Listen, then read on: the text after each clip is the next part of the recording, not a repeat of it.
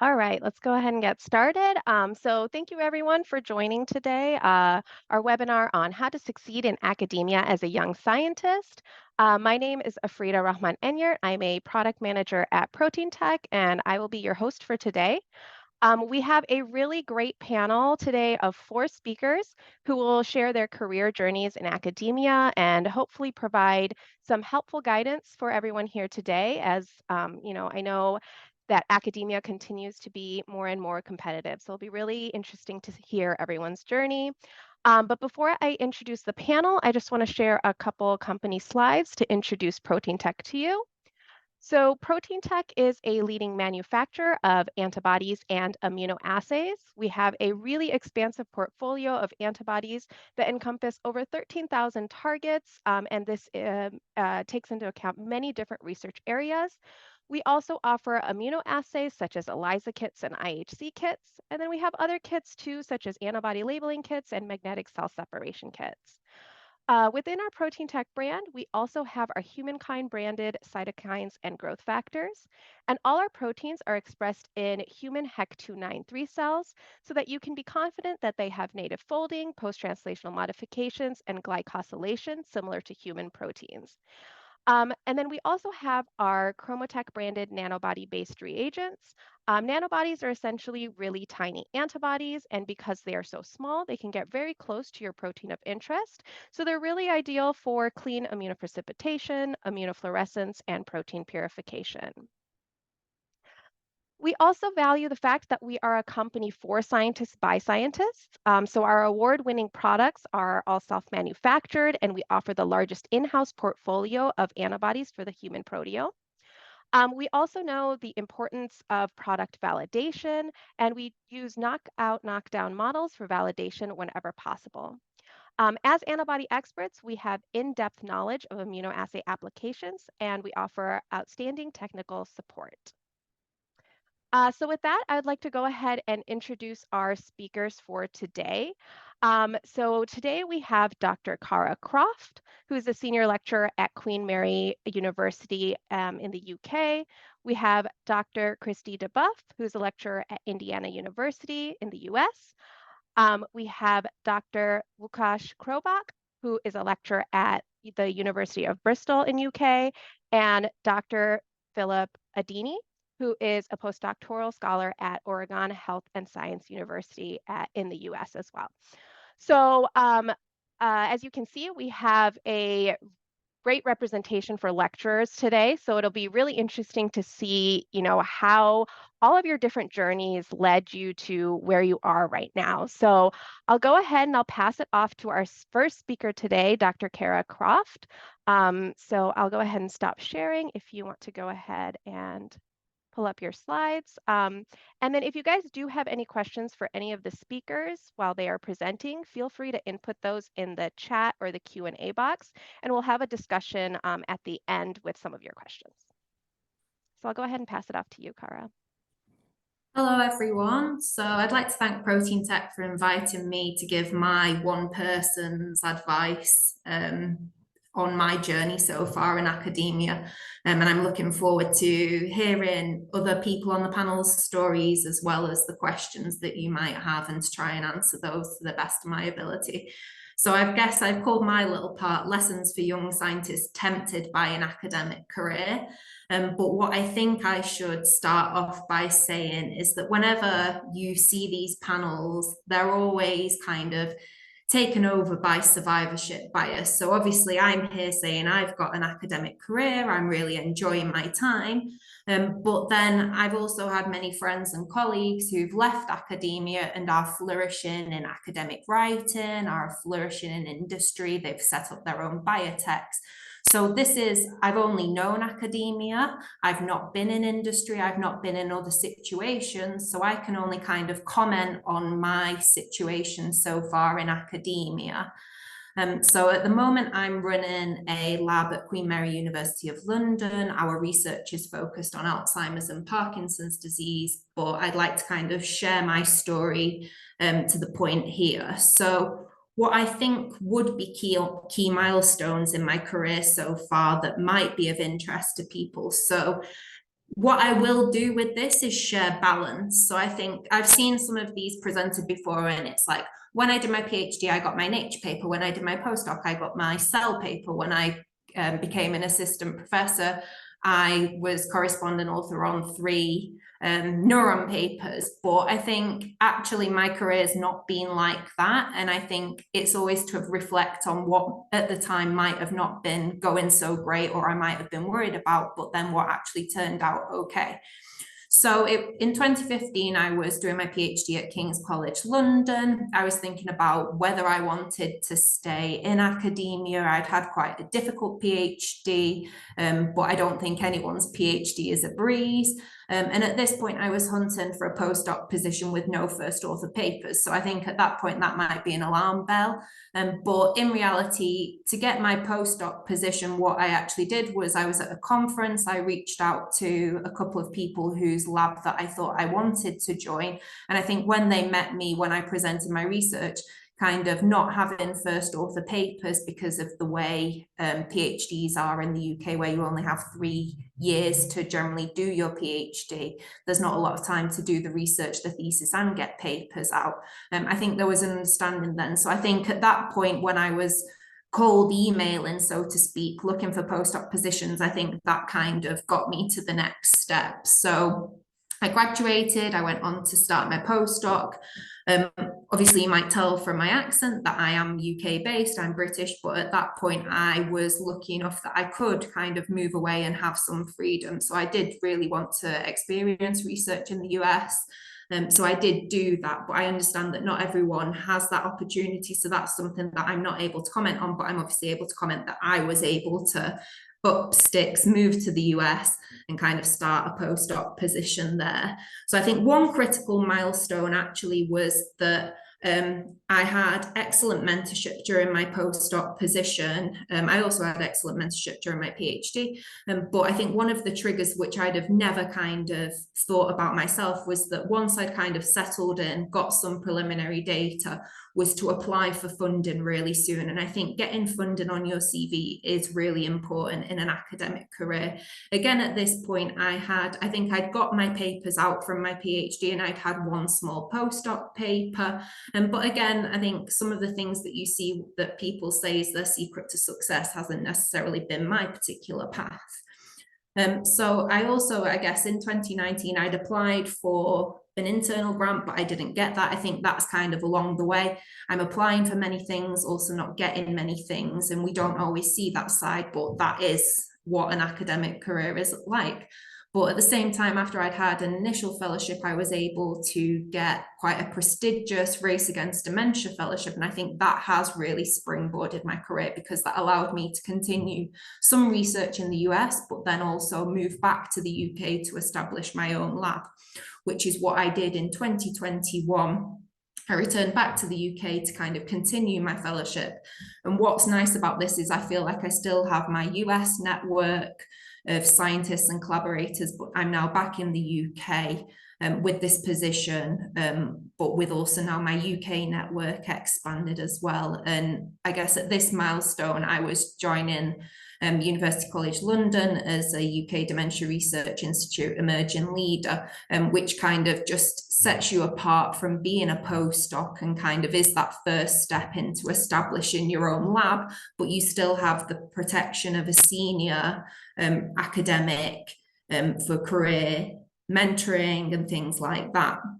So I guess what is important in an academic career is getting a corresponding author paper. So that kind of got released at the end of 2022. So I have that kind of on my CV, but I also was hit with internal grant rejections.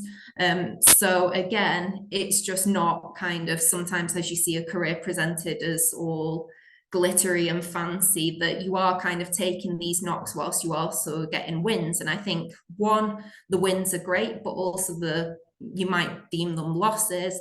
I think they do kind of help build your resilience, bring balance to the situation, and kind of you can act on that and take your next moves. So at 2023, my fellowship was kind of coming to an end with about 1 year left. And so I think at that point, I think at any point, if you're coming to the end of your PhD, if you're coming to the end of a postdoc, I think 1 year before the end of a position is when you should be looking for your next move and thinking about your next option. So you can see I did that 1 year before my PhD finished, and then I'm doing this 1 year before my fellowship is finishing. And I wanted to establish myself in the UK, and was very fortunate to get a senior lectureship at Queen Mary University of London, and I'm still also able to continue my research with my Race Against Dementia Fellowship. And kind of, I think the cycle continues. Obviously, funding has been quite a critical theme through this timeline, but I've had 2 smaller grants funded, which is great as I'm kind of establishing my lab, but I've also had 3 larger grants rejected. And it's this constant cycle of wins and losses that isn't always kind of taken account of in these sort of talks. So I think the brief on this was to kind of give some tips that might be useful. And I know you can probably find this information anywhere else, but at the same time, these are what I think are quite critical. And I think when you are thinking about those next steps, whether it's where to do your PhD postdoc or start your research group, is finding your academic fit. And I think in order to do that, say you're invited, I mean, even before invitation to an interview, I think you need to be preparing. Who would you be collaborating with when you get to that institute? What's your first grant going to look like? What might your first paper look like? Are you going to be bringing that research with you? Of course, for a lectureship, you have to be thinking about teaching as well. What do you want to lecture on? Do you want to lecture on what you already know, or do you want to branch out a bit? I think people see values in both. Would you be starting a new module or even a new course? And I think you have to be prepared for that in your applications and also in the interview situation.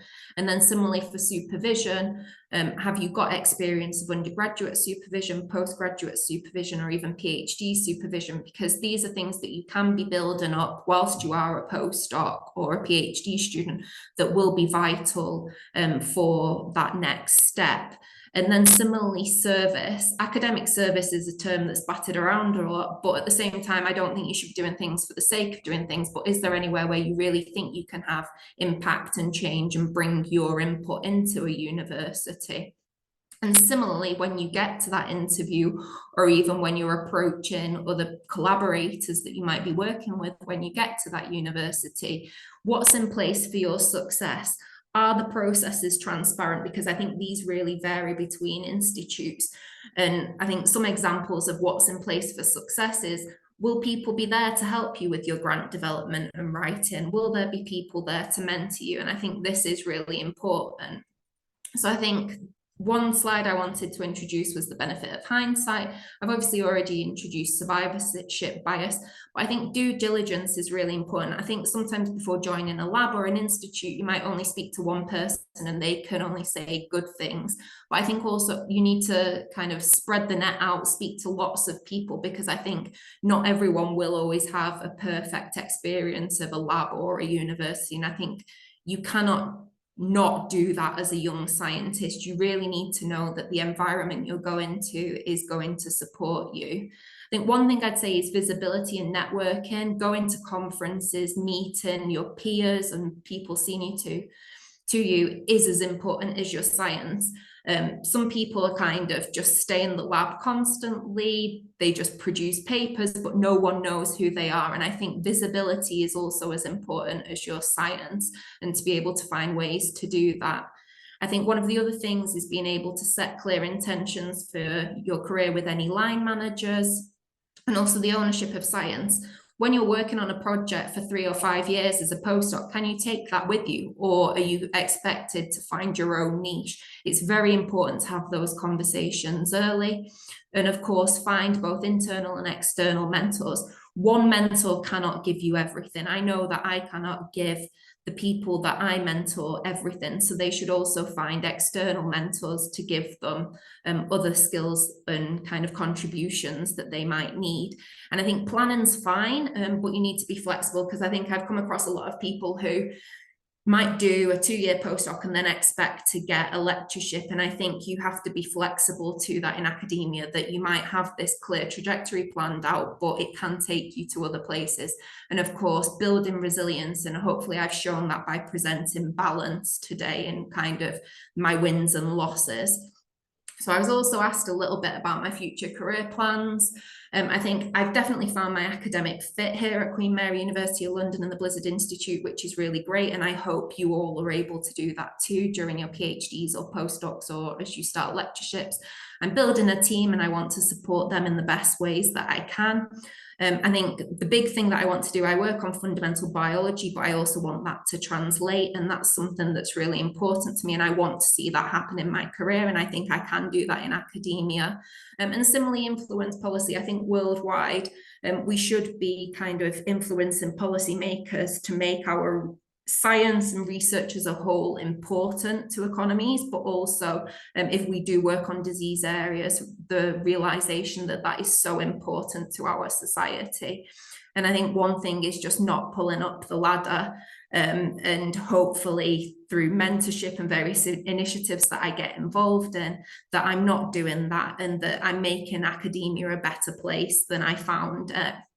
So just lastly, I think it's often I've presented maybe all these wins and all these losses, but I do really love academia, but I know that that can change over time. I've got a really supportive colleagues and environment that I'm working in. And I think one of the things is, particularly in academia, I feel like I'm never the smartest person in the room, and I really like that. And of course, you get that in most workplaces, but particularly for me, I think if for me to move now, I might not get exposure to students, and I really learn from my students and value that. So that's why I do love academia. I think it's not as distinct as it used to be, academia versus industry. And I think there's opportunities to work with industry and academia. And I think both are colliding, and similarly also the opportunity for spin outs, at least in the UK, and what was the situation in the US when I was there, is that you can kind of fuse academia with other opportunities. I think the research questions that I've chosen, there's lots of things to be answered there, and I can do that in my supportive environment in academia. And I think as well as just academia isn't perfect, but I feel now in this role, I do have this opportunity to be the change, and not pull up the ladder, like I said, and leave academia a better place than I found it. So with that, I'd like to thank you for your attention, and I'm happy to get involved in the discussions later and hear everyone else's kind of takes on academia. So thank you. Thanks so much, Cara. That was great. It's really nice hearing, not only the positives and the successes that happened in your career, but also, highlighting the importance that sometimes you don't always get the grant and that you might have these obstacles. So, really thank you for being so transparent about that. So next, we are going to welcome our next speaker. Our next speaker is Dr. Kristi DeBoeuf, who is a lecturer at Indiana University. So I will go ahead and pass it off to Kristi. Hi, thank you very much, Afrida. I'm so excited to be here today. I'm so excited that Proteintech provides these kinds of opportunities to get to share, to get to collaborate with others as well. And so, as Afrida mentioned, I am a lecturer with the Psychological and Brain Sciences Department at Indiana University. And so a little bit of my backstory here. Currently, as I mentioned, I'm a lecturer. I primarily teach, and so I teach a range of courses. Intro psych, neuroscience is kind of my specialty. I teach a course on the history of the brain, so kind of combining history and the scientific perspective. My graduate work was geared towards neurodegenerative diseases, so I still teach some courses related to that, and I also teach a lab in behavioral neuroscience. Aside from coursework, I've had some opportunities to take part in some other organizations on campus. I take part in the Advanced College Project, ACP. I am the liaison for a department, and I also serve as an advisor for multiple groups on campus, including our neuroscience club. a little bit of my educational background. So I did my undergrad at Butler University, a small liberal arts school, and my major was psychology. At the time, they didn't have a neuroscience major. I think they do now, but that gives you a feel for the size of the school for the time period. Since it is March here in the United States, we celebrate March Madness, the college basketball NCAA tournament. So of course I have to insert a little plug here that I happened to be at Butler the couple of years that Butler went to the national championship game. And so that's kind of my claim to fame there as far as Butler goes. At Butler, I had an undergraduate advisor, Dr. Tara Lineweaver, who was really instrumental for me going forward. Did a lot of working memory type task, a lot of human participants. I also did some internships with the mental hospital in Indianapolis at the time, looking at schizophrenia, doing EEG type work. But then after that, I was more interested in getting a more cellular perspective. So my undergrad was primarily working with human participants. I was more interested in getting into that benchtop experience.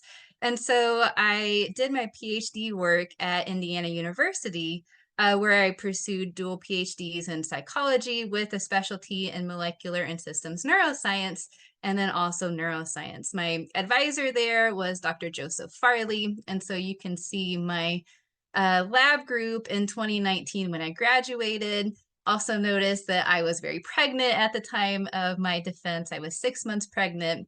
And so I already had one child in graduate school. And so being able to talk a little bit about balancing family life in graduate school and in the early professional career is something that I would be happy to talk about further.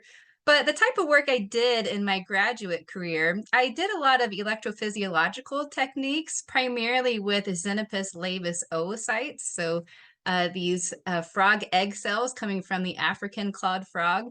And some of the techniques, I did 2 electrode voltage clamp. I did a lot of patch clamp, single channel type work. I did artificial membranes, black lipid membranes, tip dip methods, and then also some other benchtop type work doing Western blotting. And so what I was my primary research topic I was pursuing, I was always interested in neurodegeneration. I was interested in Alzheimer's disease. I had some personal experience with Alzheimer's disease. And so what I was doing was working with the voltage-gated potassium channel called KV 1.1 and looking at how it was affected by amyloid beta, which is one of these peptides that makes up those plaques that we see in Alzheimer's disease. And so this amyloid beta, it did suppress KV 1.1, and a lot of my work was using these various electrophysiological techniques, trying to understand what that mechanism was. And so while I was doing that graduate work, I also got to teach a couple of classes. One of the courses was one that was required by all graduate students for the time period. We had to lead a section of P211, which was our research methods for the time. And while I taught that, I won the Outstanding Graduate Student Instructor Award for that. And that was kind of my first indication that, hey, maybe I don't mind teaching and maybe it's something that I'm not too bad at. And so a couple years later, when when we were needing some instructors to teach neuroscience, a 300 level course offered through our psych department, I was approached, asked if I'd be interested teaching again. And so I did, and I did that for at least 4 semesters as I was wrapping up my graduate work. And so that was really when I started shifting, when I started realizing that I had that heart for teaching and wanting to pursue positions that were going to allow me to better focus on that teaching.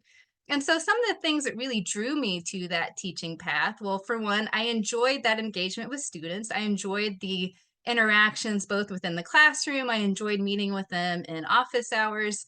I loved being part of what I would call that light bulb moment for students. And so as they're being introduced to these very key basic principles in neuroscience, I loved getting to be part of that moment when you just, that aha moment when suddenly it clicked. And I realized that was something that I really thrived on. I also appreciated staying up to date with the literature. And I think that's something that hopefully we're kind of shifting away from this view that if you pursue a teaching track that you aren't as up to date on the literature, because I still very much am involved in the literature. And incorporate into teaching. And so being able to stay up to date on what's going on has still been an integral part of teaching. And by pursuing a more teaching career path, getting to focus on teaching practices. And so I think, and maybe this, as Cara was saying, speaking about her own personal experience, I'll speak from my own personal experience. I think that some universities, particularly R1 universities that really emphasize research, that sometimes you don't see as much of that priority on what are some of these effective teaching strategies, especially when it comes to some of the quote harder sciences. And so being able to have a teaching path where I could still incorporate that research, but I could really focus on the pedagogical approaches was something that was important to me. And also being able to get involved in some of these campus organizations, do some of the outreach in the community, take part in some of these STEM, these STEAM events in the elementary schools was something else that I was really interested in pursuing. And then of course, family life. As I mentioned, I did have a child during graduate school. I was pregnant with my second one as I was defending. And so making choices that were going to be best for my family was also obviously a key aspect there. So what did I do from there? I realized I wanted to pursue teaching. I started looking at lecture positions. I was also looking at these visiting assistant professorship or the VAP positions, which tend to be a little more temporary, and had some opportunities to interview for these lecture positions. And typically how those interview processes worked for me, at least, was of course, doing the rounds of interviews, but then typically giving some kind of a job talk that was usually split between talking a little bit about my teaching philosophy and then giving kind of a sample lecture where I'm incorporating that teaching philosophy in that. And so what has life been for me as a lecturer? So my position is a 10-month appointment. And during that time, so the fall and the spring semester, I teach 5 classes, usually 2 classes one semester and 3 the other semester. My typical courses, I mentioned that at the beginning of my talk, that I typically teach intro psych, neuroscience-based classes, lab and behavioral neuroscience classes, neurodegenerative diseases. And that's something that I have had a lot of say in what classes I teach. And that's something that I've been very appreciative to IU, where I'm at currently, because I am asked, what would you like to teach? And I'm given some freedom as far as, well, if I'd like to develop a new course, that I have some of that flexibility as well. And so that's something that I very much have appreciated and won some teaching awards here at IU as well. So even though that's a 10-month appointment, I can teach over the summer if I would like to, usually 1 to 2 courses. I usually teach 1 class online, asynchronous, that's through the department. It's usually a neuroscience class. But I also take part in a program that IU offers called Intensive Freshman Seminar, or IFS. And the idea is that you have incoming freshmen that come to campus early. It's usually about 3 weeks before the fall semester starts. And they take a class, and it's a condensed, intensive class. We meet every day for several hours, and they tend to be specialty type courses. And so this has been kind of a fun experience that I've gotten to take part in. I developed a course called A Guided Tour of the Brain as told through exceptional case studies. And so we kind of select these just interesting stories in medical neuroscience, and we use that as kind of a starting point to then get into, well, what is the actual scientific explanation for these experiences? And so you're seeing one of my IFS classes over here to the right. That's actually from this past summer, where I had a all-female class, which was fun in a lot of ways. So the fine details of the lecture position. So because teaching is primarily my priority here, 85% teaching, 15% service is how my contract is written up. And usually that service is pretty flexible as far as what counts as service, serving on committees, doing some of these outreach opportunities. And then I have yearly meeting with advisory and promotion committee, similar to kind of your group that you have in your graduate career. The idea being that they support you, that they help you move forward and pursue opportunities going forward. And then typically we have what are called these peer teaching evals, where others in the department, we sit in on each other's classes and give each other feedback on how that's going. Some other opportunities I've had aside from teaching, I mentioned that I get to work with the Advanced College Project, ACP. I'm the departmental liaison for high school instructors that teach intro psych for college credit through IU. And so that has been an opportunity for me to get to serve in a mentorship type position with high school teachers and get to engage with these high school students as they're making that transition to college. I also serve as the advisor for the Neuroscience Club. And so that has been another one of these opportunities where I've been able to host some of these hands-on tutorials, doing sheep brain dissections, helping coordinate with some of these outreach opportunities in the broader community. The promotional track here, at least at IU, and I think is pretty similar at most other larger R1 institutions that have these teaching positions. I am currently in the lecturer position, but I'm in the process of doing my paperwork to go up for senior lecturer. I'm in year 5, and so this summer is when I am pulling together those materials, getting letter writers, and so that's something that I'm in the early stages of doing. And then IU has recently added another level up from senior lecturer, and it is the teaching professorship. And so that I think shows some real growth in the lecture line, the teaching line, that there are greater levels of promotion that are continually coming. And so ending on kind of my my tips, and some of these are a little bit vague because I think that they can apply in multiple parts of your life, both professionally and both personally. Wherever your journey goes, whether that is going industry, whether that's going postdoc, whether that's going lecture, find value in what you do and feel valued. Whatever area you're in, feel like you are respected, feel like you're appreciated, feel like what you do matters, and that others value that as well. And I think that's such a key part in any job. And I think sometimes graduate students pursuing postdocs, there's this expectation that we should go through these really hard times where we don't have that support. And I'd like to think that that's changing, because you should feel value in whatever it is you do, wherever you go. Do not feel boxed into a certain path. That was something when I decided that I wanted to go the teaching route. I felt like there were some who thought that in some way, then that meant I was taking a lesser position than pursuing research, or that because I was going teaching, I wasn't going to be able to still do some research. And that's not necessarily the case. I think in many places today, that if you are wanting to pursue research, you should still be able to do some teaching. If you want to pursue teaching, I know there are many cases where you can still incorporate some of the research as well. And so it's something that don't let someone else limit you in what you can do, and make sure you ask those types of questions. Find your people, both professionally and personally.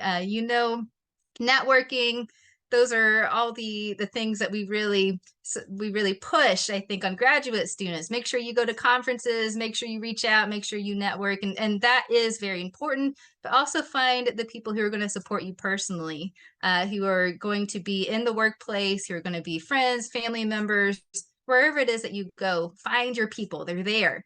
And know what's out there in regards to both opportunities and resources. Be looking for those positions. But something that I didn't really know, even though I was interested in teaching as a graduate student, what some of the teaching resources were out there. And so I've included a few of those resources on this slide. That there is this Journal of Undergraduate Neuroscience Education. There's Faculty for Undergraduate Neuroscience. There are some of these organizations specifically for teaching psychology or neuroscience. And so they are definitely out there. And so with that, I will leave you. I do have 3 kiddos at home. I have a 6, 4, and a 2-year-old, and I am always happy to chat. My contact information here, including my email. So thank you.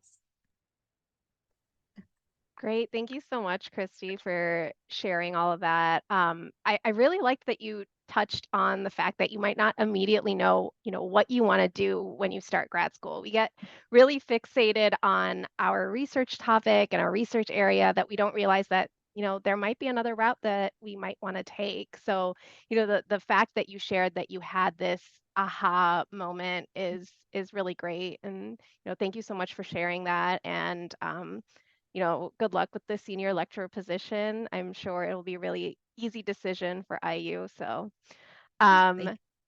all right, so we'll go ahead and move on to our next speaker. Our next speaker is Dr. Lukasz Chrobok. He is a lecturer at the University of Bristol. So I will go ahead and pass it off to you. Hello, everyone. Thank you very much, Proteintech, for having me here. I'm really enjoying this webinar. So my name is Lukasz. I'm a lecturer in neuroscience at the University of Bristol, as Frida mentioned. In my case, this lecturer role means I'm 50-50 teaching and researching here. But at the same time, 2 years ago, before my appointment, I started the Sir Henry Wellcome postdoctoral fellowship that I'm still also on, so it's kind of juggling between the fellowship role and the lecturer role. And my main scientific interest and the interest of my forming lab is most revolving around areas of circadian neuroscience. And circadian neuroscience is a part of biology that is interested in how our bodies, our brains generate those close to 24 hours rhythms that help us not only to react, but also to anticipate those daily changes in the environment. And I hope you can appreciate by this illustration that in the modern crazy world, that day and night are not always the best time cues for us, and we can really easily trick them. So my interest is in how we can help ourselves to boost our rhythms, for example, with timed food intake, with timed meals. But to be able to pursue my career, to establish my own lab, of course, I had quite a journey to accomplish. So I'll try to take you briefly through that and show it that it wasn't always very successful. At the end, it still brought me here. So as you definitely hear from my accent, I'm not from the UK. I was born in Poland, and I've done my primary secondary education there as well. And in 2010, I had to choose my university course. I always wanted to pursue medicine, but this did not work to my plan. So I went to pursue a bachelor's in neuroscience, thinking that I'm just going to change it after a year and go straight back to medicine. Although after a year, I really fell in love with the topic. I fell in love with neuroscience. I knew that that's something that I really want to do in some form in my life. So I stuck to that. At the same university in Krakow in Poland, I also went to pursue a master's. Again, it's definitely different in different countries, but in Poland, you have to go through master's to go to PhD. But during my master's course, my first year, I came across this ministry program called Diamond Grant that I was really lucky to get, and this allowed me to jump straight to my PhD with my own project funding in hand. And this was a beautiful opportunity because it taught me so much about managing my own project, still in a very, safe and friendly environment of someone else's lab, but still with my own small funding. And I've definitely felt very independent during this stage. In 2017, I made it.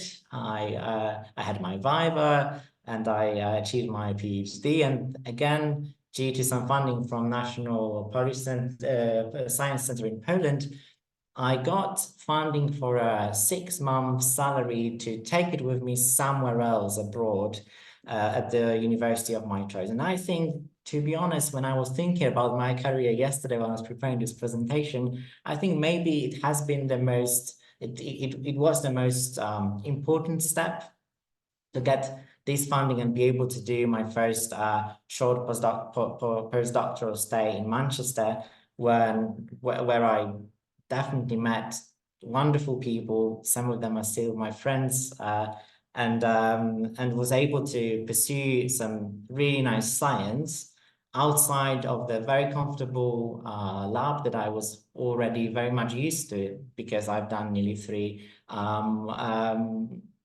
degrees there. So I think if you're able to do that during your PhD or straight after your PhD, try to go somewhere, just somewhere else. Doesn't really matter where and for how long, but this exposure was very valuable for me. So that's why I think it's very important to try to get yourself out of your comfort zone. It definitely was an experience out of my comfort zone to go to the UK and to try myself in a different lab. Basically see different people that do the same things in different ways, if it makes sense.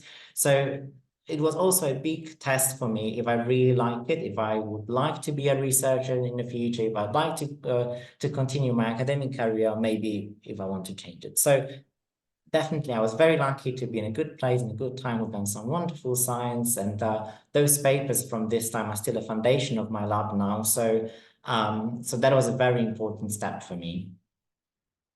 Then after this short postdoctoral stay in Manchester, I came back to Poland because I was awarded my first postdoctoral fellowship. It was a junior fellowship that was split between Jagiellonian University in Krakow again and the University of Exeter in the UK.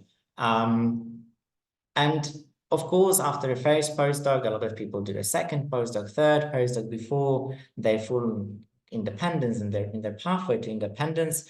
For me, it was a postdoctoral fellowship, and I think it also had a lot of advantages. Maybe I should tell you briefly about differences. So with postdoc in Poland and the UK, you definitely work in someone's project. There is a big lab, there is a PI that is they're having their own vision that basically you fit into and work with them. With the junior fellowship, you're not that independent. You still are under someone's wings. You've got those mentors and the support network, although you're pursuing your own research project, even if it's very much related to the big lab, it's still your own small thing. So I think it really helps you to start your own research agenda, and it helps other people that you network with during conferences during this time to put the face to your project, to put your face to your research. And again, you can test if you like it. It's something in between being a PhD student or postdoc and being a PI, independent researcher, because you've got your project, maybe you still don't have people to manage, maybe just students, but it's something in between that you can always test your strengths there. And yeah, if you just enjoy it, because it's definitely very important to enjoy your academic journey. And during this time, I also obtained another degree in Poland. It's called habilitation or doctorate of science. It's not very unique to Poland. Some countries also do it, like I think Germany, maybe Italy, if I'm not wrong. It gives you a checkpoint that tells you that you should now be very much independent. And the next step you can do in Poland is to get to be an associate professor.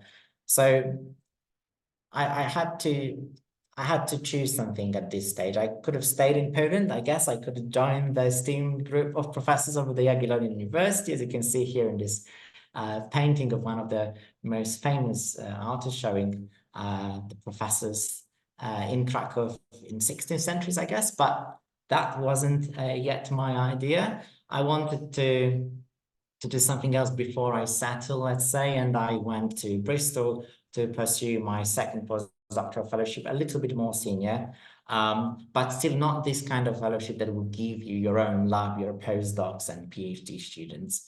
I'm still, during this fellowship, 2 years in, 2 more years to go. But when I started this role here in Bristol, first I realized I really like the city, I really like this university, I like the research network here, I feel very comfortable here in this place, and I started to search for a job in academia in the UK. Yes, so it was a big search, and I was in a very comfortable position because I knew that I've got full 4 years for it, and I can just try and fail as many times as possible. So I searched and researched, maybe it looked more like that.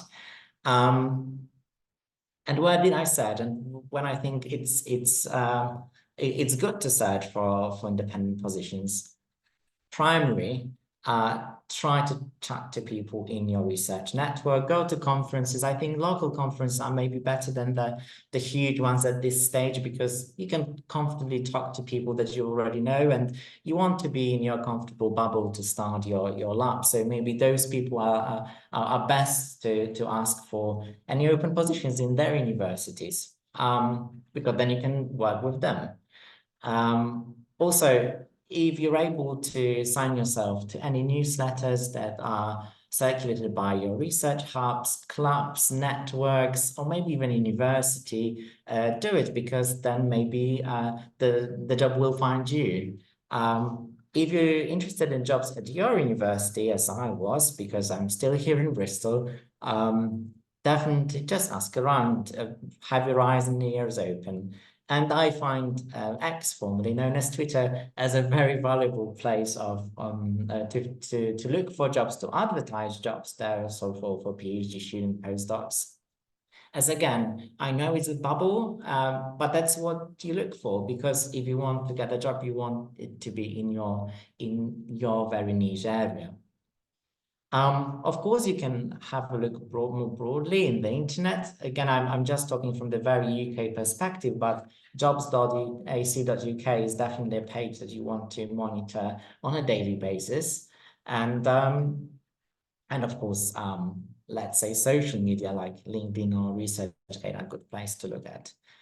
So I find my job through my university networks, by chatting to my friends, although I also got this position in the newsletter. I also seen it on Twitter, and it was definitely here and jobs AC UK. So wherever you look, you can potentially find the same thing. It took me a while though. I had 3 attempts. I did not get my interview in the first attempt for sure, and that's, I think, very much normal, and we should definitely talk about it, that, you know, there are definitely more failures than successes in academia, and that's okay. But then yes, then I got my interview. I was super happy about it, and it's, if you get one, that's definitely time to celebrate. But for me also, very quickly, I started to be in despair, and I had no idea what to do next. So I would like to share a few tips, like personal tips, how to prepare for the interview. I know there is plenty of materials out there in the internet.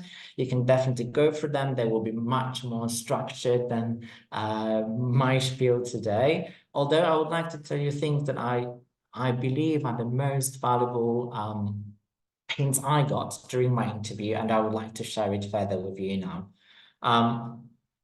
I know it's very hard, sometimes it's just easy to say, but if that's possible, take some time off work and prepare for the interview. I was very lucky that I had my colleagues here in the lab doing experiments I couldn't do at this time, and I actually took more than a week off just to sit at home, just to think about it and really prepare for it, and it did pay off. Chat to your colleagues, especially more senior ones, that went through similar situations, maybe not super senior ones, just a little bit more senior, the ones that went through interviews quite recently, because then you definitely get the best sense of it. And it may sound silly, but watch some YouTube. For me, I had those 2 weeks before the interview to prepare for it, and I was really green at the beginning of it. So my learning curve was really steep.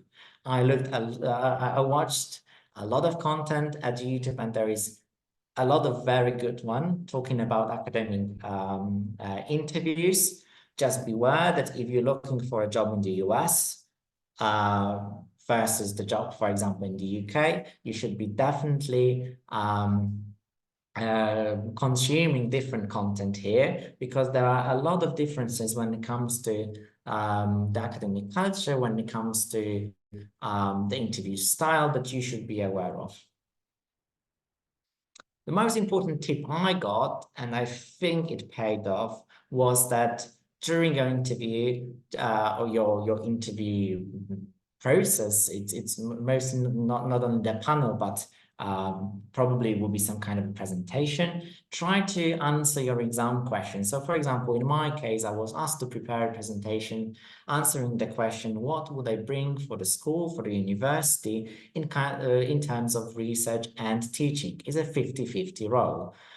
So the worst thing that I could have done would be to talk about my last paper and how of a research star I am, wanted to impress the audience. That was not the research, that was not the exam question that I was told to prepare. So then talk about your vision regarding teaching equally as regarding research.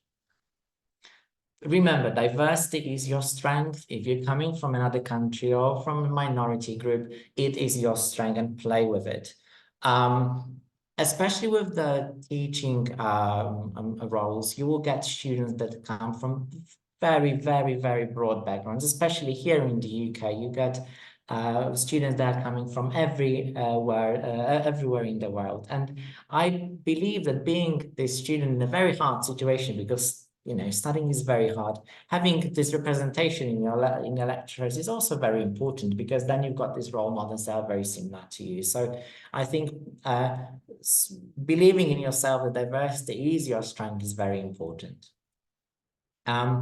And the more practical hint here is organize some mock interviews with your colleagues. That really helped me. This really, really helped me to get to this, near to real situation, and test myself in the conversation resembling an interview.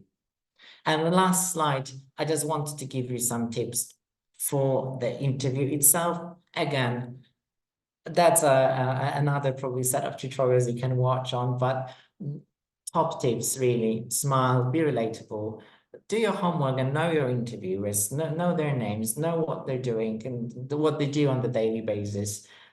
Because interview is a conversation. No one wants you to talk, to answer question in a very structured way as a monologue that lasts 5 minutes. They want to be able to converse with you because they will work with you in the future.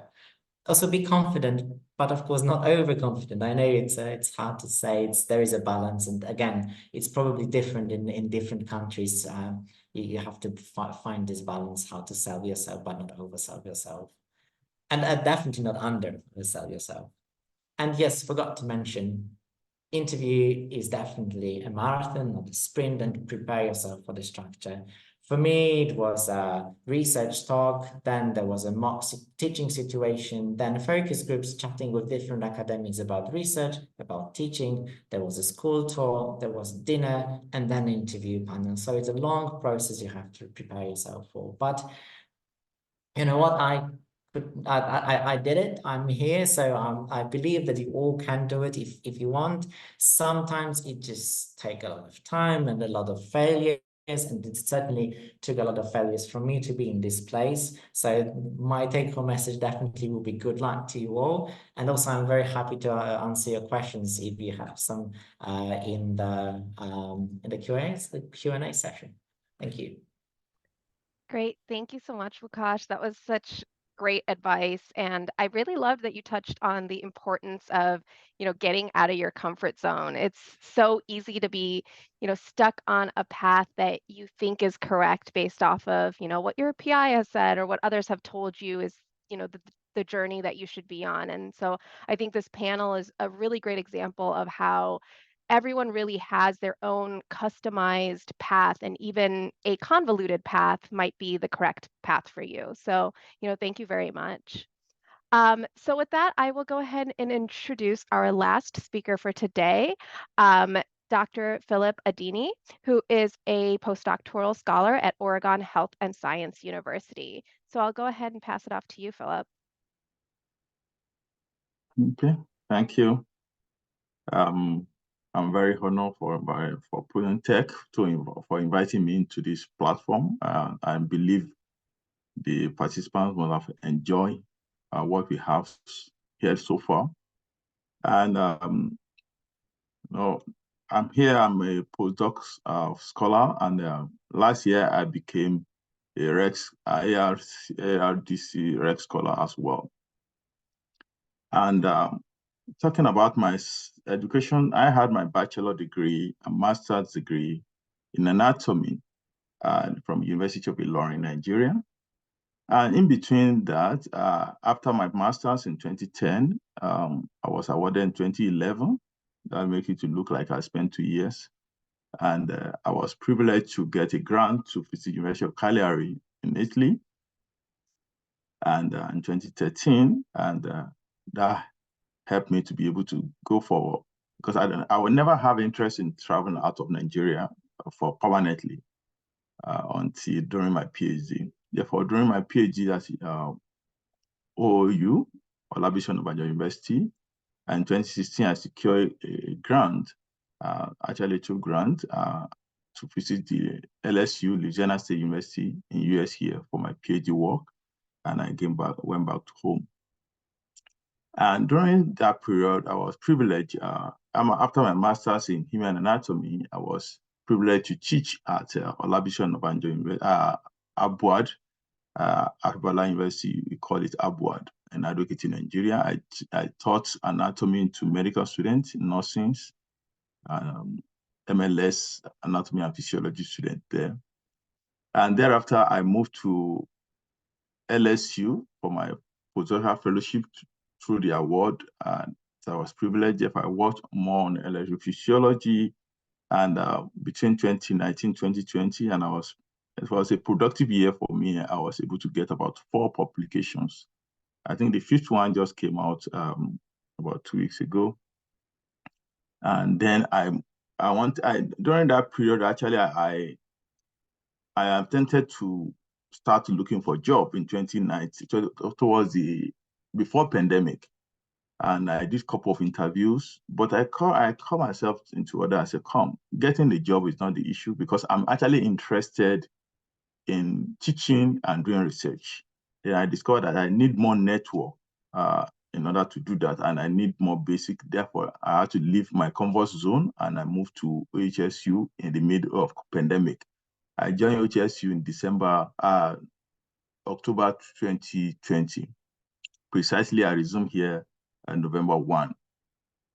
And when I moved into OHSU, working on Alzheimer's disease and vascular dementia using human brain, because I love teaching and neuroanatomy. Therefore, I was drawn into working with human brain. I believe that will give me more portfolio when I want to join academia or full as an assistant professor.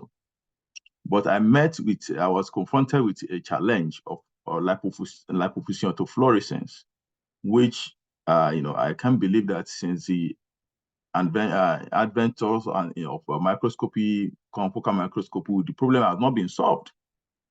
Therefore, we could not image fluorescence in human brain because of high lipofuscin autofluorescence. Therefore, I had to came up with a new innovative techniques on how to eliminate that, and that one got published, I think 2022. Then that helped give me an opportunity for us to move further and to dive into the real mechanism of actions of what happened. And last year, we were lucky to get that paper published in Annals of Neurology, and we make it to the cover page.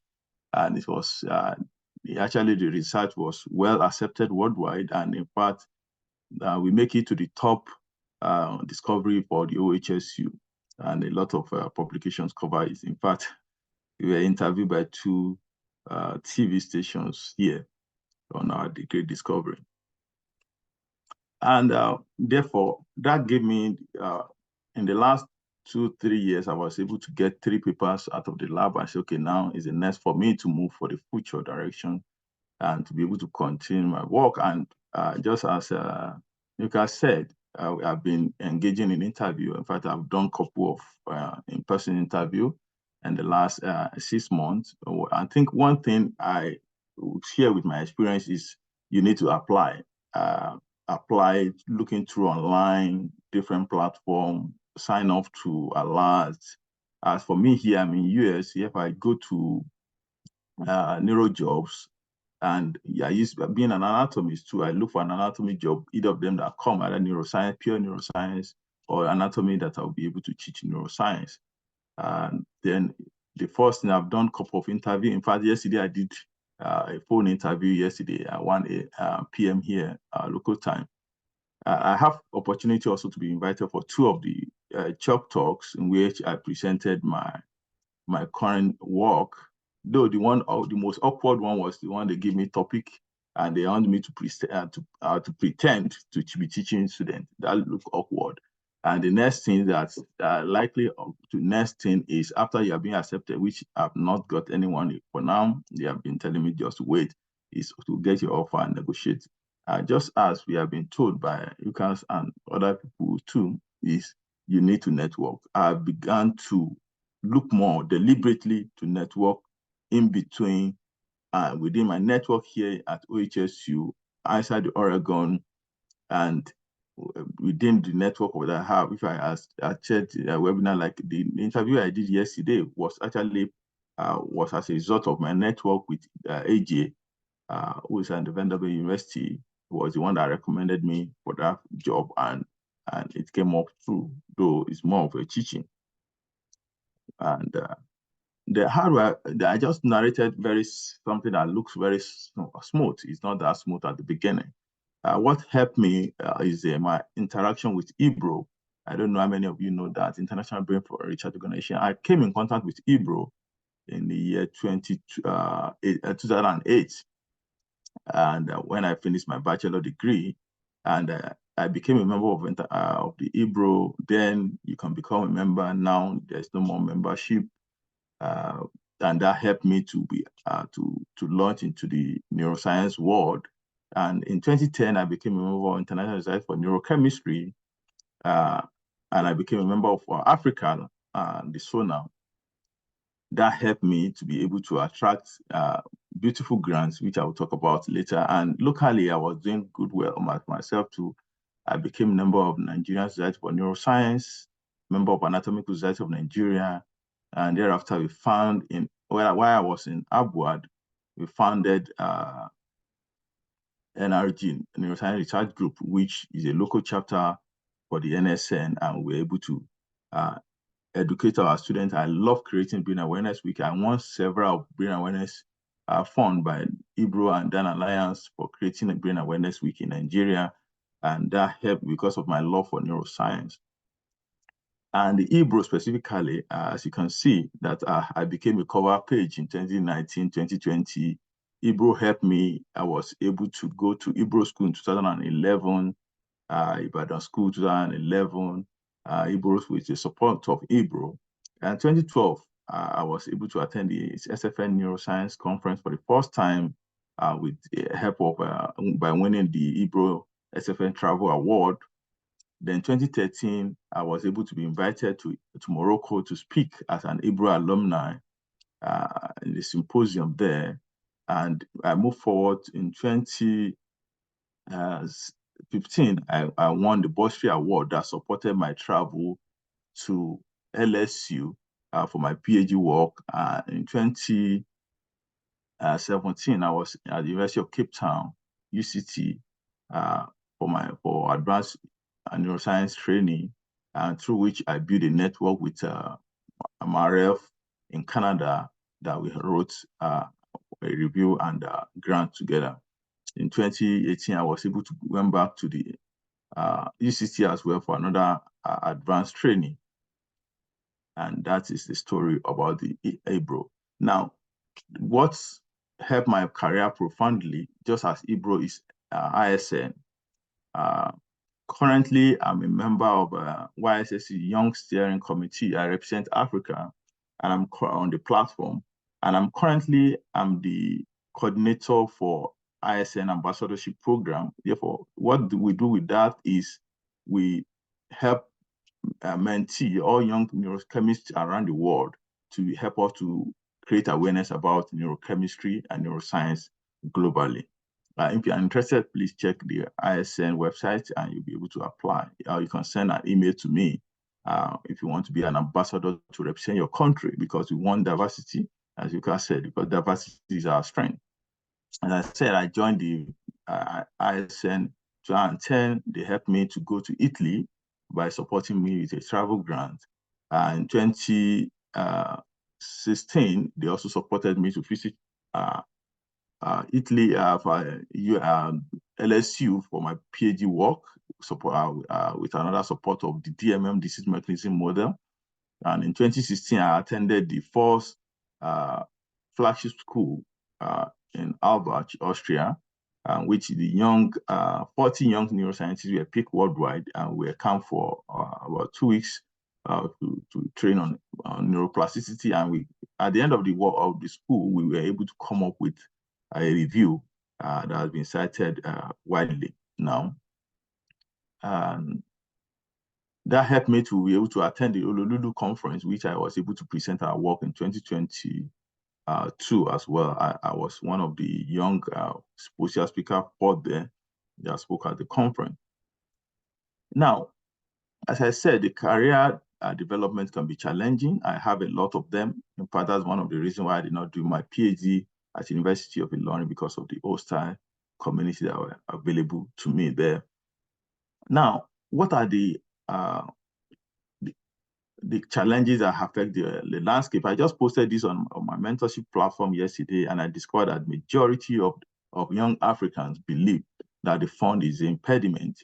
The second, followed by the inclusions, because mentorship is the challenge, followed by the number 4 is the diversity, and I think the least seems to be the leadership. And these are the diversity of people that responded to the questionnaire I posted just for purpose of this to my talk. And now, in order to, as you can see, they said that the number 1 is inclusion. In order for us to do that, at the brain awareness, in 2019, I was able to found the mentorship platform for African. Therefore, I created African Young Scientists, because we wanted to produce, our mission is to build the next generation of scientists across Africa that will affect the global community. And therefore, what we do there is to create brain awareness program to be able to mentor, because we know that we need diversity. And this is what we do. We have a mentorship opportunity. We have a lot of mentors. And you can see currently we have about 150 mentee that we accepted on the platform. And you can see the diversity of our mentors here. This is just our bulletin. I just want to show the scope of what we do. And the conclusion, to wrap up what being said and what I said is that if you want to go into academics, one thing you need to do is to first set a clear goal, followed by developing a good networking skills. And how to do that is by attending conferences. Is by I'm currently available on social media, Twitter, LinkedIn, even Facebook, and ResearchGate. If someone is doing something that you like, send a request to them and follow up by email. Develop your communication skill, because your ability to communicate your work help people to believe in you. And another thing is look for someone to mentor you. Mentorship matters, as I presented. You can see mentorship matters, and especially someone coming from Africa or minority group around the world. You may be judged negatively at the first contact. People may not believe in you. They don't know what you can offer, but you just have to have ability to communicate your strength across with a short time. And I have to be careful of the imposter syndrome. Another thing that mitigates your goal, that can stop you achieving your goal, is an imposter syndrome. What is an imposter syndrome? Imposter syndrome is feeling that you did not qualify. It's a good thing to feel that, but it can have a negative angle, because if you have it seems that it helps you that you don't have overconfidence. It's something that keep you in check, that it help humble you and give you appetite to want to be a better person. But don't let that overwhelm you, because that's the negative side. It can overwhelm you, and it can hurt you even not to go for what you are qualified for at the right sense. Be careful of the imposter syndrome. And another thing, as you do that, you must develop your soft skills. What are the soft skills? Ability to market yourself, ability to network with others, ability to be able to read scientific journals and understand and digest them. One of those things that gave me the chance to be able to work at OHSU here was what I believe. After my interview, my current boss now sent me a proposal that I want a grant, and they asked me, Philip, how will you go with this work? And I was able to dissect the work, the grant, and I was able to say, okay, this is data, this is how to do the data presentation, this is what I want to do, this is how I will present. In fact, I was so surprised when I presented it to my friend of mine who's an assistant professor, and I said, Philip, where do you get this data from? I said, simulate it. I said, wow, okay, make sure when you are talking about that, make sure you tell him that I actually simulated it for him to believe. And I did that. Within 24 hours, I got my letter of acceptance. And make sure work. And the last one I will talk about here on this slide is the work-life balance. Actually, likely it's not like scale. Don't try to make it 40, 50, 30, 70. But one thing important about work-life balance is that try to rest. Try to have enough time for you to rest. Many people, to do good science, you need time. And if you overwork yourself, you may not be able to do good science at the end of the day. It pains me that some years ago, I was at LSU, I saw a senior scientist close down his lab because he was sick. And therefore, your body is very, very important because you can't do anything else. You can't do anything outside your body. Please try to take care of your body. If I will take care, this is my last conclusion. Once again, I want to thank Proteintech for this event. And if you want to follow us on AYS, you have a platform, and I'm reaching you from Portland, Oregon here. Thank you. I'll be happy to answer your questions. Great. Thank you so much, Philip. You touched on some really important topics, and thank you for sharing your experiences and also the importance of joining associations and societies for networking and the importance of mentorship. I also really liked that you touched on the imposter syndrome, because I don't know if that ever goes away, even after you've been at a job for a few years, but it's really important to stay confident and realize that you really are the expert, and that's why you got the job in the first place. So thank you so much. And so with that, I think we can go ahead and begin our Q&A session. So if all the speakers want to start their cameras again. We have some really great questions that have been coming in. So we have a few that are selected. So the first question is for Cara. Were you always sure that you wanted to stay in academia, or did you want to try something new and this is the path that ended up working out well for you?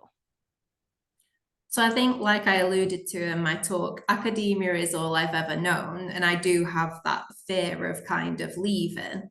I think now it's a little bit better. A lot of the PhDs, you get opportunities to internship either in industry or maybe in patent law, lots of different other career paths. And maybe if I tested something else out, I'd have decided, no, I need to do that. But I think it's a lot of people now take on portfolio careers. So I think at some point I might see myself doing something different. But right now, whilst I'm enjoying it and I've not known any different, then I think that's why I'm staying here. But it's not to be said that I might pursue something different in future. Great, thank you. Our next question is for Kristi, but I think other people can answer it depending on whether you are also a parent. But there were a few questions that were talking about, whether it's realistic to pursue a successful academic career while wanting to have a family. And I think, Kristi, you're a really great example of this, having 3 children. So do you want to touch a little bit on, how do you do that? Yeah, I'm still figuring that out, so I won't seem like I have all the answers, but so much I think is dependent on who you surround yourself with, what your situation is, and finding that supportive fit. And that's why I kind of ended my PowerPoint with feel valued and find your people, because I think that applies both in your professional career and also in your personal life. I was in a situation where I did feel support from my my PhD advisor. I did feel like it was okay for me to step away. I still didn't step away for very long, you know, really maybe just a handful of weeks, and even then I was still involved. But I did feel like I could step away at times as needed. And you know, I mentioned that I was expecting when I defended, and so I think that I did come from a position where I was supported. And then going forward, I had the third child while I was teaching as a lecturer. And it's tough, you know, you can say that, you know, oh, I had the right people around me and it was all fine, it was all okay. And even then, it's still hard. And trying to figure out, how do you balance taking some kind of a parental leave with your coursework, with some of your other responsibilities, whether that is just running organizations, whether it's doing actual lab work, overseeing students. How do you keep those things running? And it's hard. It was a little bit. I had some really great students, graduate students, undergrads who were willing to kind of step in situations. And I hope that we are continually moving to a place where we can be more supportive and embracing of parents, you know, welcoming families, because I think historically, I'm not sure that we have the best track record as far as, you know, supporting families in science, especially in research. But I hope that we are moving that way. Thanks, Kristi. Yeah, I mean, you're completely right. Admittedly, like that was one of the reasons why I was afraid of staying in academia. One of the reasons I pursued an industry position instead. But it is really amazing to see you and all the other working parents who have stayed in academia. And I'm really happy to see that, you know, it is changing and there is more support. Were there any other speakers that wanted to add to that? Yeah, I would love to share my unique experience, though I know it's harder for the mother than the father, but I believe I had a very not very pleasant experience when I moved down here to US. My wife and children could not join. I have 3 children. The oldest is 11 and the youngest is 7. And therefore, they could not join me until 2023. 2022, yeah, therefore it was tough. We are trying to move from visa. It's not a good experience. I let my young girl, she was less than 2, and I met her probably after 6 or so, or 5. Therefore, it could be tough, but it's good to have, I think what I tell my mentee is, you just have to, when you begin that, in fact, I just sensed to someone yesterday that now you do what you need to do now that you are free and highly mobile. I know he may not understand what I mean by that. I just use that one to start a initiation of discussion. The question is, the first thing you need to do is to just try as possible to have an understandable partner who will be able to take the prayer. And, you know, I can't imagine how my wife alone was able to do that for about 3 years or so at home, running those things before they join me. But just as to pay, sometimes you probably need to pay forward and try to make sure that we are available when we are available, and try to, even here now, sometimes if I want to go, I was in California for size microscope about 3 weeks ago. Then we had to just go out. My wife would leave the office on time and the children. Therefore, it's not easy. It's about compromise and try to put in your best when you're available. Thank you. Great. Thank you so much for sharing that. I mean, I can't even imagine. I always feel like, you know, I travel a lot for my job. And so, you know, if I'm gone for 3 or 4 days, I come back and I'm like, I've missed so much. So I really can't imagine going through what you went through. So thank you so much for sharing that with us. So our next question is going to be for Lukasz. So how do you find your research niche? So did you take some elements of your PhD and postdoc to build a new research topic, or was it different from your PI?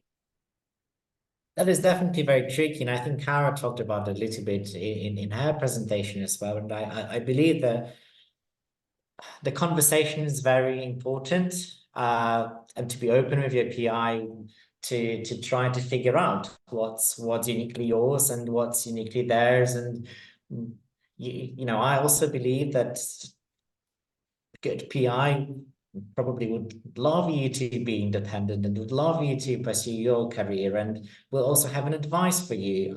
What is the pathway that you should take to be more distinct from your previous lab? And definitely, I think going through the fellowship process rather than from maybe postdoc straight to the position made it a little bit easier for me, because I had something that was more objectively mine, let's say, although it was still, of course, a topic of the lab that I was doing it in. So it's still very tricky, although it takes a lot of conversation. It takes a lot of careful thought in what my pathway is going to be, how to be distinct from your previous lab, and how to make yourself known for being in this little niche. So it's definitely more of a progress. It does not have to happen from day to day, and I would just, again, wrapping this up, stress that the conversation with those PIs is definitely the most important thing.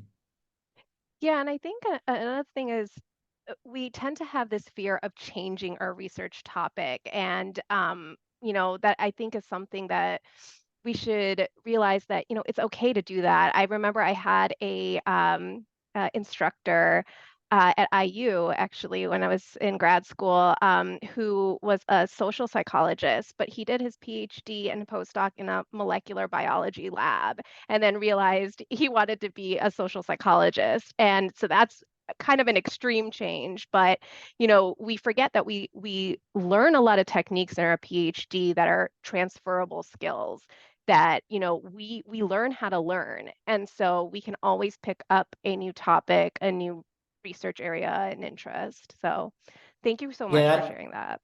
If I were to add a little thing here, I know that we're talking about academic career and how to stay in academia. I think that's probably the goal of this webinar. But I also think that we underestimate ourselves here, and we forget that those skills that we find to be very specific, and doing electrophysiology or patch clamp, I think most of us here are electrophysiologists today, but those little skills that we have and we think that are only applicable to our little tiny field, that is not true, because these are all transferable skills that you can also take with you to other fields of science, yes, but also to industry. And we definitely forget that going through these academic journeys gives us so many different skills, not only those soft skills, but transferable skills that we can do loads of things with later.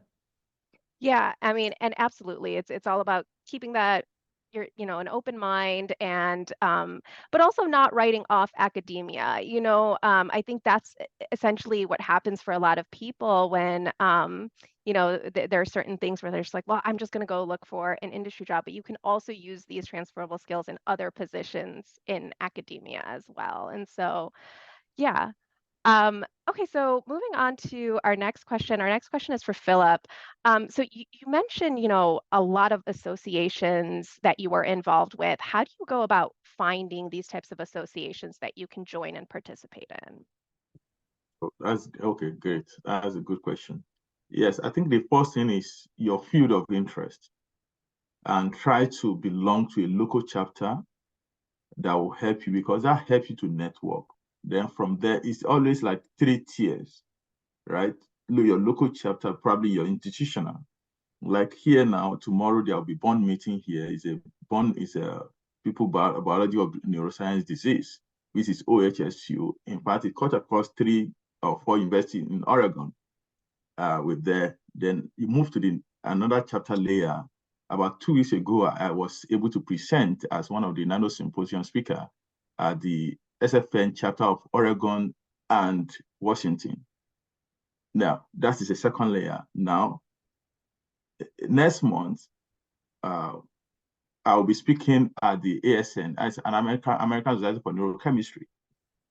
Therefore, join that one. Some of them needed membership. Then SFN is a national one. Therefore, trying to join that, as many as you can. Like, that's one line. For instance, neurochemistry is another subdivision of neuroscience. Then I joined that, and that also gave me privilege. If you're an international student, there's a free $4,000 US dollar that you can use to visit another country that are provided for you for free on that platform. And if you join for the first 2 years, you don't have to pay. And if you're an ambassador, and I said I'm coordinating the ambassadorship program there, we give you token of amount of money to create awareness in your local chapter where you are. And currently, we just approved for a guy in Brazil. People have organized something like that in Uganda, Chile, and so on and so forth. Therefore, what you need to do is to just make sure you join and help yourself, because from there you can network. There's nothing that's helped my career other than networking through neuroscience community, because that is what helped me to build my base. I can. If you remove society out of my life, it's probably nothing that I will have achieved. Therefore, you can do that through that networking. It helps you to know more people. If you are a graduate student, it helps you to know where to do for your postdoc, and it can help you to probably get a job as well. Great. Thank you so much for sharing that. So I think we have time for one more question. This I'm going to kind of open up to everyone. So there were a couple of questions about, how do you go about demonstrating your research capabilities if you don't have a published article?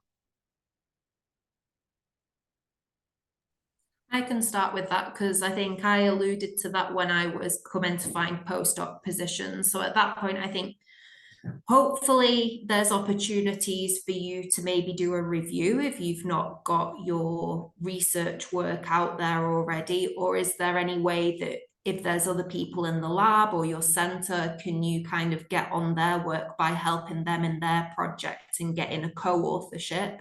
I think that's one of the things that can happen. At least you've been able to contribute there. But I think part of it as well is that if you're presenting your data at conferences, it is a work in progress. And then I think there's also the push that if you are going through or ready to go through the peer review process, get your work on bioRxiv. Hopefully you'd have a supportive mentor to get your work onto bioRxiv, but that's ways to demonstrate before, I think, the peer review process. And then hopefully you've got colleagues or your PI who can give the reference to say that, yes, this work's been done, it'll get published, but just in due course. And I think those were the things that kind of reassured my postdoc mentor that I was moving to, that this person's fine, they are publishable, and that sort of thing. Great, thank you so much, Cara. Yeah, I agree. bioRxiv was such a great introduction to research. So yeah, it's a great way of showing productivity. Are there any other comments from the speakers on that topic? Yeah, I think she has said it. One thing, if you have a research, you know yourself that you have the skills, but you don't have many publications to show it. Is the question is, do you have good PI, a mentor that can speak on your behalf? That is the next thing. And if you do, congratulations. If you don't, can you get those work into meetings, to attend meetings, conferences? From there, people will come there and try as much as possible to prepare so highly that people believe what you are presenting. Having data is good, but how to present your data is more valuable. Therefore, data presentation is also more valuable. Therefore, try to make sure if you can get it to oral presentation, that would be great. If not, just go for poster and make sure you invite people, attend people's meeting. Attend people that are doing your work, attend it, and from there ask questions about what they do, and let them know that you are also having a talk. It's like I'm inviting them that, oh, tomorrow will be my poster section. You won't mind try to come. And when they come, as you talk, make sure you devote a half of the time you talk for them with your poster, and next thing do it for your marketing. Let them know that you are just graduating and you are looking for a position. That will be helpful for you. Yeah, that's a really, really good point. Yeah, poster sessions are really going to help you. Additionally, even maybe looking for collaborations where maybe you can, do a little bit where you get, a publication with another lab per se. Maybe your lab is small, and so projects come out really slowly, because I was in a lab where I was the only graduate student for a little while. And I know Kristi can also attest to this, coming from a small lab as well. It's difficult to get, you see other people publishing so much and it gets really disheartening. And you just have to remember that your situation is different, and there's really other ways that you can showcase that you have these yes. And lastly on that, if you are coming from international small and developing countries, try to apply for small grants that will allow you to visit a lab. You may not get the position directly, but you can apply for fellowship to allow you to study. If you are able to prove yourself with that grant, then you can now continue extensions of your work, because especially if you are coming from developing nations, it's hard for them to trust you that you are doing something great, because even most of the paper you have, you may not even in the great journals. Academics is highly discriminatory. Therefore, you may have to prove yourself through fellowship, and from there, you will have your footing. Great. Thank you so much. Thank you to all the speakers for, talking about your journey today, and thank you for everyone who attended. I just wanted to share some resources that we have available at Proteintech, just a couple outro slides before I end the webinar here. So we do have an early career researcher hub at on our website, where we have past events like this. We have other career resources such as blogs. We talk about our travel grants and mentorship awards, and you can also see interviews with other early career researchers. So if you scan the QR code, it'll send you directly there. We also have a lot of career development blogs as well. So things like creating a top-notch LinkedIn profile, how to network at conferences, how to make a poster, things like that. So definitely check out our blog page too. And so with that, I just want to thank everyone for attending. I want to thank the speakers once again, all wonderful talks that I hope everyone found valuable. So as an attendee of today's webinar, you will receive a certificate of attendance and a recording of this webinar too. We will send a follow-up email with these details. Please do allow 1 week. And here we also have listed the emails of our speakers today. So feel free to reach out to them if you have any further questions. Connect with them on LinkedIn. And then if you liked today's event and want to know about our upcoming events, please do follow us on our social media, because we post about our upcoming webinars and workshops. And if you have any other questions after this webinar is over, you can always email us at events@ptglab.com. So with that, I will go ahead and end the webinar, and I hope everyone has a great rest of their day.